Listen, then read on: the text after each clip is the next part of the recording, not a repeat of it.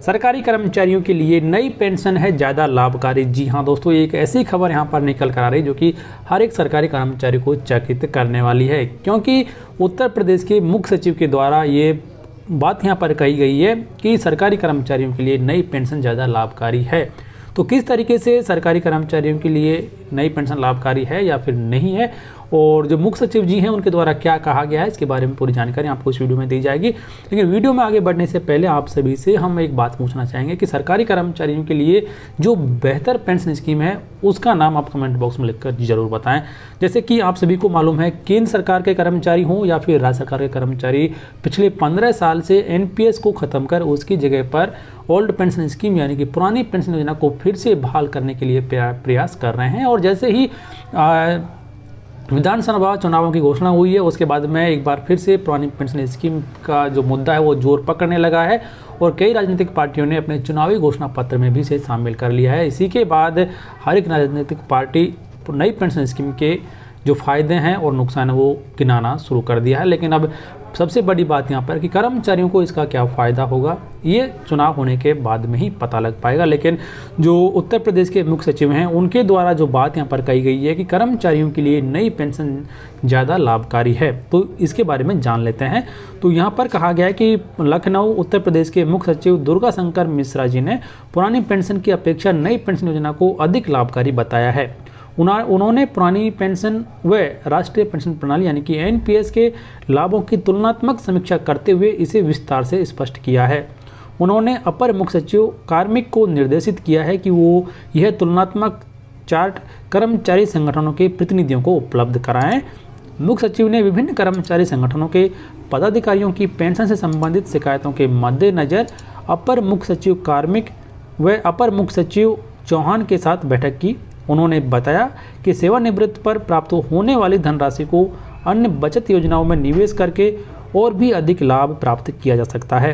इसके अलावा यहाँ पर कहा गया है कि एनपीएस में कर्मचारी को नगद भुगतान व मासिक पेंशन भी ज़्यादा मिलती है। अब यहाँ पर आप जान लीजिए कि उन सभी लाभों के बारे में जो कि मुख्य सचिव ने गिनाए हैं उनके बारे में। तो मुख्य सचिव ने बताया कि एनपीएस के अंतर्गत ग्रेच्युटी, अवकाश नकदीकरण व सामूहिक बीमा योजना पूर्व की भांति कर्मचारियों के लिए लागू है। दूसरा फायदा उन्होंने गिनाया कि एनपीएस के दायरे वाले किसी कार्मिक की मृत्यु सेवा काल में होने पर मृतक के आश्रित को 2 विकल्प उपलब्ध हैं। वे चाहें तो पुरानी पेंशन योजना में अनुमान्य पारिवारिक पेंशन चुनें या फिर एनपीएस में से किसी का चुनाव करें। तो ये दूसरा बड़ा फायदा उनके द्वारा बताया गया है। तीसरा बड़ा फायदा बताया उन्होंने कि एनपीएस से आच्छादित कर्मचारियों के मृतक आश्रित का सेवा योजना भी संगत नियमों के अधीन अनुमान्य है।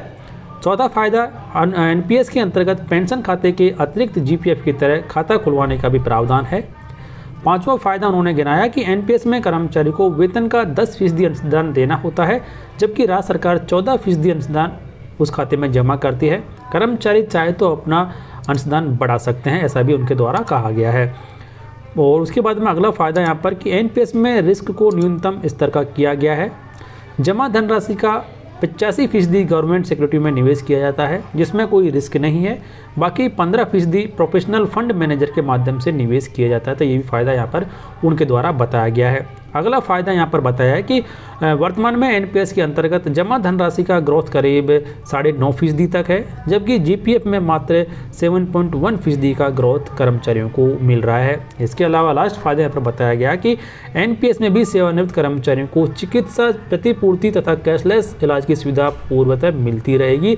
तो ये कुछ 8 से 10 ऐसे फ़ायदे हैं जो कि उत्तर प्रदेश मुख्य सचिव के द्वारा कर्मचारियों के लिए बताए गए हैं, क्योंकि कर्मचारी यहाँ पर इस बात को लेकर एक लामबंद हो चुके हैं कि जो सरकार राजनीतिक पार्टी कर्मचारियों के लिए एनपीएस की जगह पर ओपीएस को बहाल करेगी वो उन्हें अगले आने वाले चुनाव में वोट करेंगे। तो इसी की वजह से अब यहाँ पर उत्तर प्रदेश के मुख्य सचिव जी के द्वारा पुरानी पेंशन व नई पेंशन के जो फायदे हैं उनका तुलनात्मक चार्ट यहाँ पर जारी किया है और यह आदेश दिया गया है कि इस चार्ट की कॉपी सभी कर्मचारी संगठनों के प्रतिनिधि हैं उनको उपलब्ध कराएं और एनपीएस के फायदे उन्हें गिनाएं। तो इसके बारे में आप क्या सोचते हैं, आपकी राय कमेंट बॉक्स में लिखकर जरूर बताएं। इस वीडियो को अधिक से अधिक लाइक करें जिससे आपके दोस्त भी उत्तर प्रदेश मुख्य सचिव जी के द्वारा कही गई इन महत्वपूर्ण बातों के बारे में जान सकें। तो फिलहाल इस वीडियो में इतना ही। वीडियो देखने के लिए आप सभी को धन्यवाद।